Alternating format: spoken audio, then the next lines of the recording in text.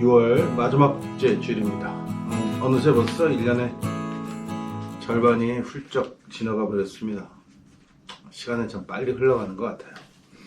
오늘은 이 목사들이 가장 많이 하는 설교 중에 하나죠. 빛과 소금, 그리고 미랄에 대한 설교입니다. 그래서 얼마나 좋아하는지 교회 이름이 미랄교회라는 이름을 쓰기도 해요. 미랄이 굉장히 많이 쓰여요. 이 단어 자체가. 또 빛과 소금이라는 말도 엄청 많이 사용하죠. 그리고 이 구절을 가지고 하는 설교의 주제는 교회 봉사라는 거예요. 한 알의 미랄이 땅에 떨어져서 썩지 않으면 많은 열매를 맺지 못하듯이 자기 스스로를 썩히면서 봉사해야 한다. 이렇게 쓰이는 구절인 거죠. 빛과 소금도 소금이 맛을 내는 것처럼 너희가 그렇게 그렇게 봉사하면서 살아야 한다. 빛은 등불은 켜서 발 아래 두지 않고 높은 데 두고 비추는 거니까 너희가 세상을 위해서 무엇인가를 하면서 살아야 한다. 이렇게 주로 이제 헌신 예배나 혹은 교인들에게 뭔가 봉사를 필요로 하는 시기나 혹은 헌금이 필요한 시기에 굉장히 많이 사용되는 구절이에요. 근데 사실 이 말씀을 자세히 들여다보면 그렇게 사용하기에는 너무나 깊은 의미가 들어있는 말씀이라는 거죠. 먼저 첫 번째로, 이건 번외의 이야기가 되겠지만, 예수의 이름을 빌려서 이렇게 예수의 말씀인 것처럼 꾸민 이야기들이 더러더러 있는데, 이 말씀이 예수가 했든 안 했든을 떠나서 이 말씀과 관련돼서 기록한 사람은 농사일을 모르는 무지한 사람이에요. 농사일에는. 포도나무 비유와 마찬가지입니다. 예수가 참 포도나무에 가지를 붙이면 가지가 붙은 가지의 성질에 따라 열매가 달려요. 예수에다 접을 붙이면 예수가 열매 맺지 않는다는 거예요. 예수에 달려있는 가지가 열매를 맺는 거지. 이 봉가지는 영양분을 제공해주는, 뿌리가 탄탄해서 이 가지한테 좋은 영양분을 해주는 매개체 역할을 할 뿐이지, 뿌리 자체, 이 접붙인 원나무가 가지고 있는 열매를 맺게 하는 게 아니에요. 그런데 이 복음서를 저술한 저자들은 이렇게 해서 열매에 본 뿌리가 달린 것에 열매가 맺힌다고 하는 착각을 하게 되는 거죠. 이게 종교에 대한 이해가 잘못되었기 때문이에요. 오늘 한 알의 미랄도 마찬가지예요. 미랄이 땅에 떨어져 썩으면 거름이 되는 겁니다. 그럼 그 거름을 바탕으로 다른 열매가 맺겠죠. 근데 미랄을 떨어뜨려서 미랄을 심었다는 건 뭐냐면 미랄이 싹이 나야 해요. 썩는 게 아니고 미랄 자체가 싹을 발화시켜서 하나의 건실한 미랄로 자라야만 열매를 맺는 것이지, 미랄이 썩으면 안 돼요. 어떤 농사꾼도 이렇게 생각하진 않았을 거예요. 그런데 이 복음서를 쓰는 이 복음서 저자들, 이 먹물들은 책상머리에 앉아서 모든 걸 생각하니까 자기네 나름대로 이 식물에 대한 개념을 그렇게 자기네들 마음대로 설정해 버리는 거예요. 그러니까 포도나무에 접을 붙였는데 접붙인 가지의 열매가 아닌 본 줄기, 본 뿌리가 달린 나무에 열매를 맺는다는 이야기를 하고, 미랄을 심으면 미랄이 썩어야 거기서 새로운 밀이 나온다고 하는 비유적 표현이라고 할 수 있겠지만, 비유적 표현이라고 하기에는 굉장히 무식한 거예요. 비유도 이렇게 무식하게 하면 안 된다는 거죠. 그래서 이 말씀들은, 이 포도나무 가지라든가 미랄의 이야기라든가 이런 이야기들은 소금과 빛의 비유와 같이 묶어 생각하면 이해하기가 좀 편해요. 소금은 굉장히 중요한 물건입니다. 음식 맛을 내기도 하고 부패하지 않는 기능도. 그래서 소금을 많이 절이면, 새우 같은 걸 잡아서 소금에 넣고 푹 절이면 젓갈이 되죠. 그래서 두고두고 먹을 수 있는 저장 음식을 만들 수 있는 역할을 해요. 소금 자체는 썩지 않아요. 그리고 소금 자체는 그냥 소금이에요.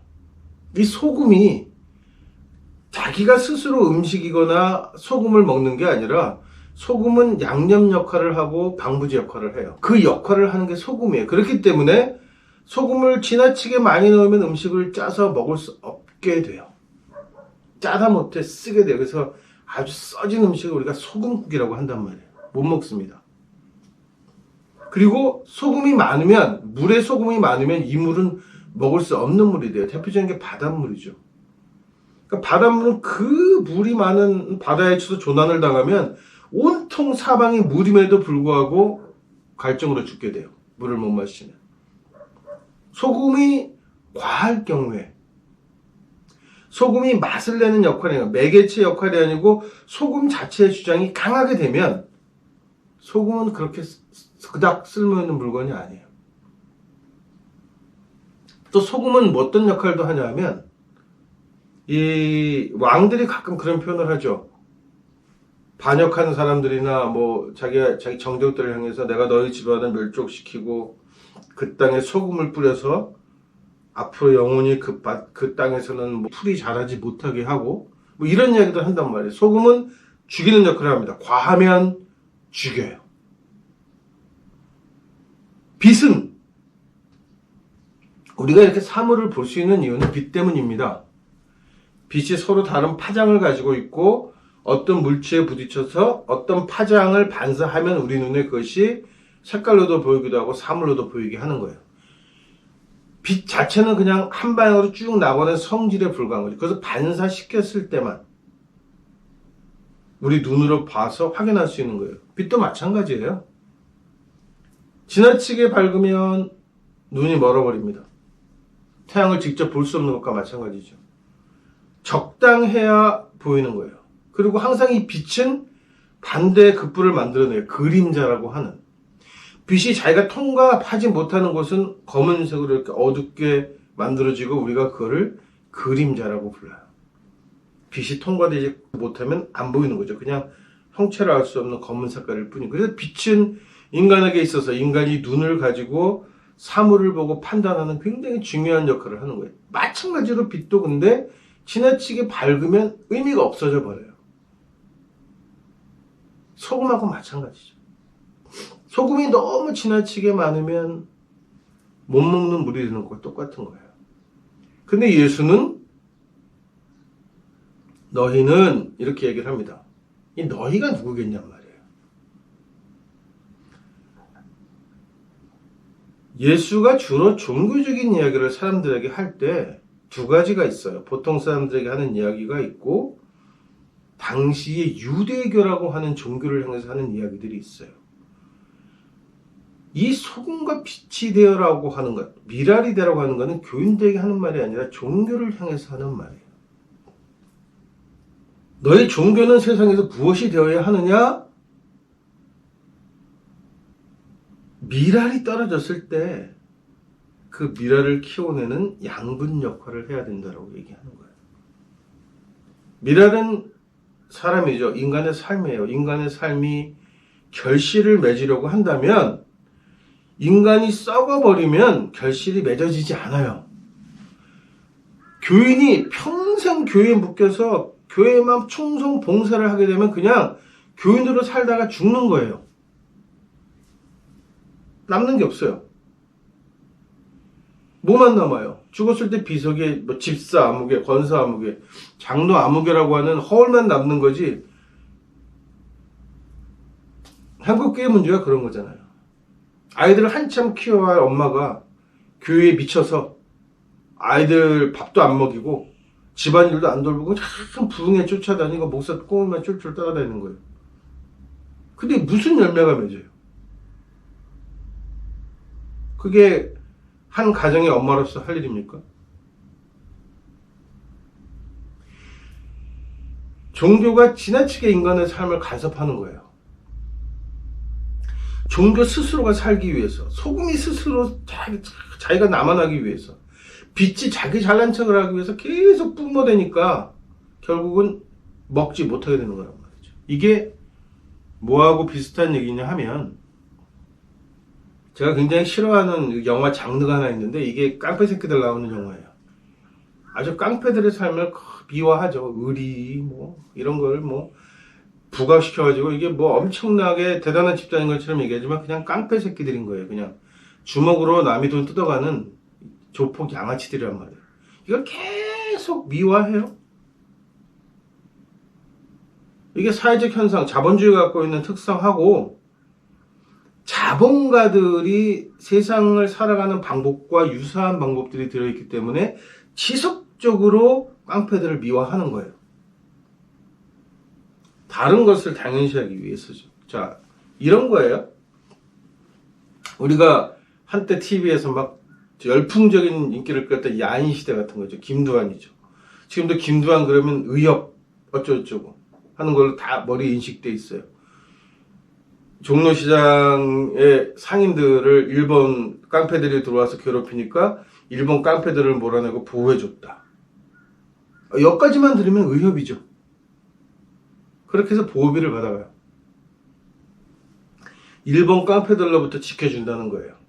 자, 그러면 상인들 입장에서는 어떤 거예요? 똑같은 보호비를 냈는데 외놈 깡패가 가져가냐? 조선 깡패가 가져가냐? 이 차이밖에 없는 거예요. 뺏기는 건 똑같아요. 그러면 내가 그래도 같은 동포 깡패한테 뺏겼으니까 행복해, 이렇게 생각해야 돼. 보호비를 뜯어가는 것 자체가 양아치들인 거예요. 근데 보호비를 뜯어가면서 명분을 다는 거죠. 내가 외놈 깡패들로부터 지켜주고. 명분이에요. 일제시대 때 그럴 수 있었어요. 해방됐습니다. 해방되면은 이제 더 이상 시장에서 돈 뜯어갈 깡패들이 없잖아요. 일본 깡패들이, 외인 깡패들이. 그런데도 여전히 보호비를 뜯어갑니다. 이게 뭐예요?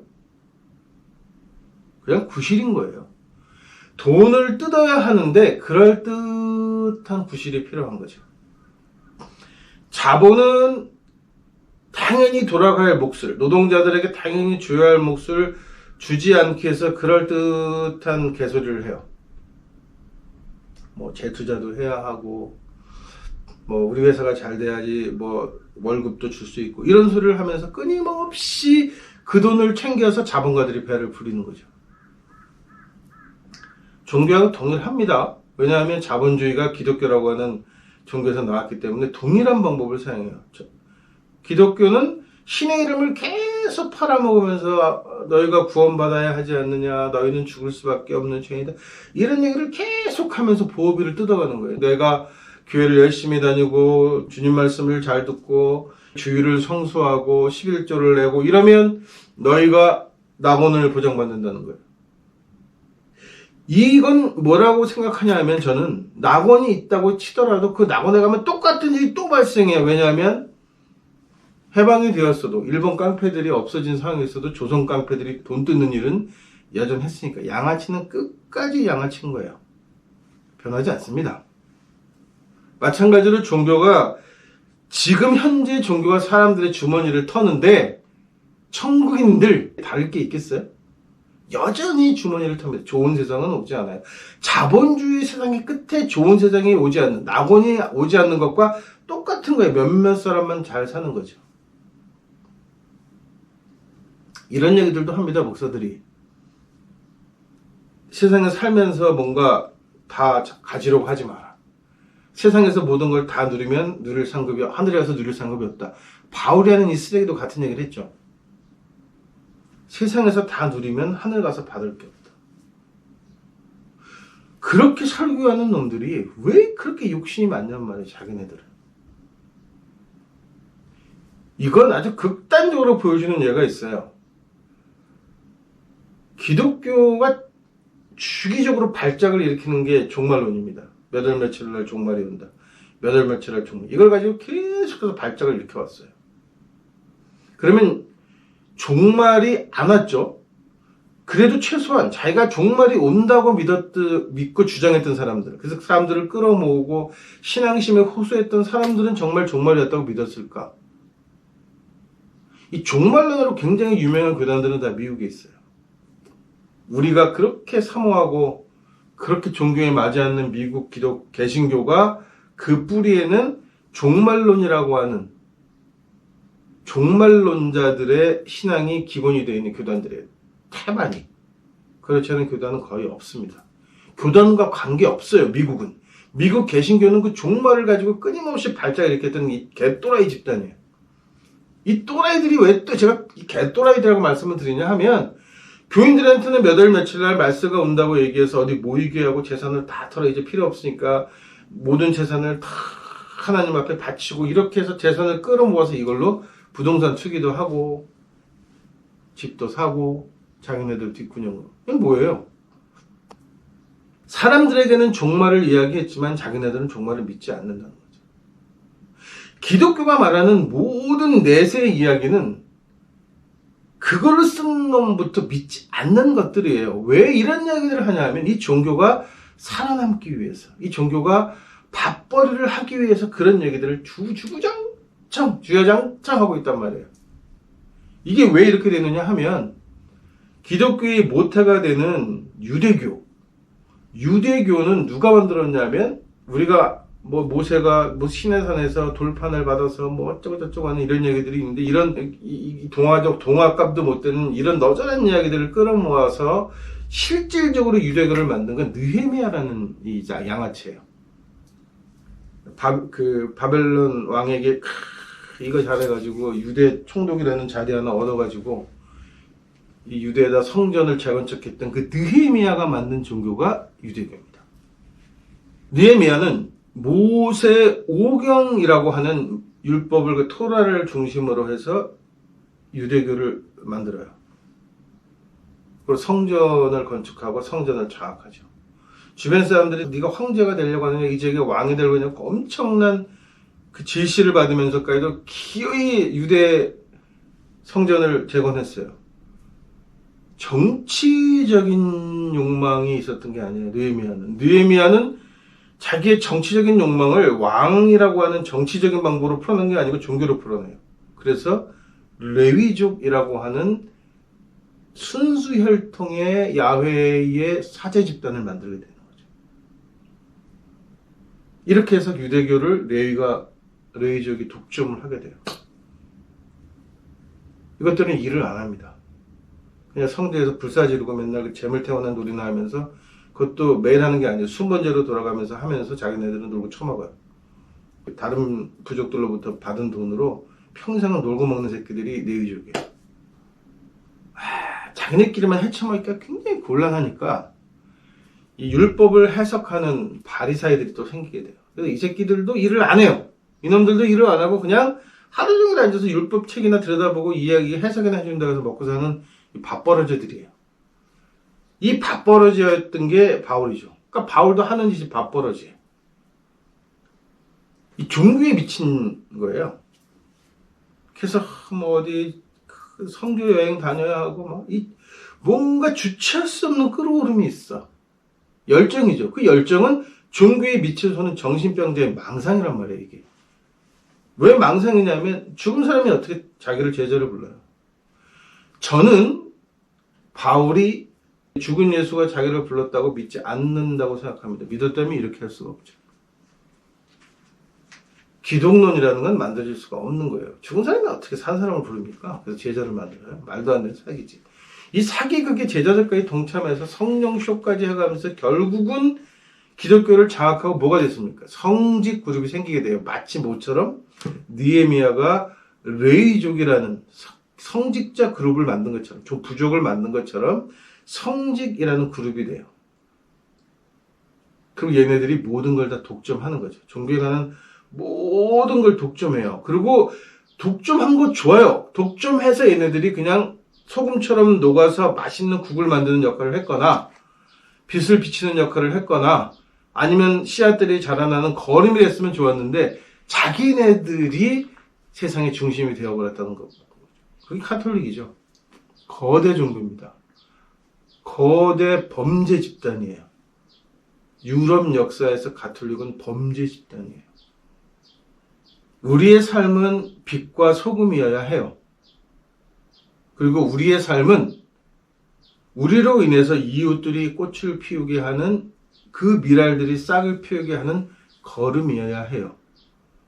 종교인들이 자기의 종교를 너무 내세우고 종교 중심의 생활을 하게 되면 그건 아무 의미가 없는 겁니다.